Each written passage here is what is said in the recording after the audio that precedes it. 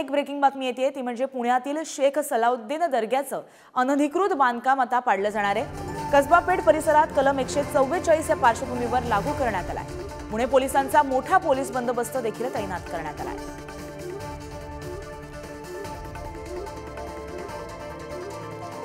तिथलाच आढावा घेतला आमचे प्रतिनिधी ज्ञानेश्वर चौतमल यांनी। पाहूया।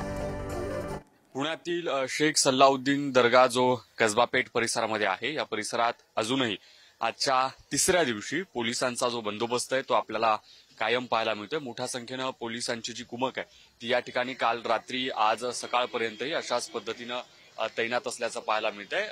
ट्रस्टींच्या वतीने काल पुणे पोलीस आयुक्तांसोबत जी बैठक झाली त्या बैठकीमध्ये स्वतःहून जे अनधिकृत दर्ग्याच्या परिसरातलं बांधकाम आहे ते निष्कासित करू असं आश्वासन दिलं गेलेलं होतं। तसं कामही सुरू झाल्याची प्राथमिक माहिती मिळते। मात्र खबरदारीचा उपाय म्हणून आपण जर बघितलं असेल तर या संपूर्ण परिसरात पोलिसांचा बंदोबस्त आहे। पोलिसांच्या ज्या व्हॅन आहेत त्या आपल्याला या ठिकाणी पाहायला मिळतात। वरिष्ठ अधिकारी देखील या सगळ्या परिसरामध्ये लक्ष ठेवून आहेत। महत्वाची गोष्ट हीच आहे की या सगळ्या प्रक्रियेच्या दरम्यान जो तणाव निर्माण झालेला होता तो आता शांत झालेला आहे। पुणे शांत झालेला आहे आणि या सगळ्या प्रक्रियेला आणखी किती दिवस लागतील, अशा पद्धतीचं 144 कलम जे या परिसरात लागू केलंय ते आणखी किती दिवस असेल हे पाहणं महत्वाचं ठरेल। व्हिडिओ जर्नलिस्ट निखिल करंदीकर सह मी ज्ञानेश्वर चौतमल, पुढारी न्यूज, पुणे।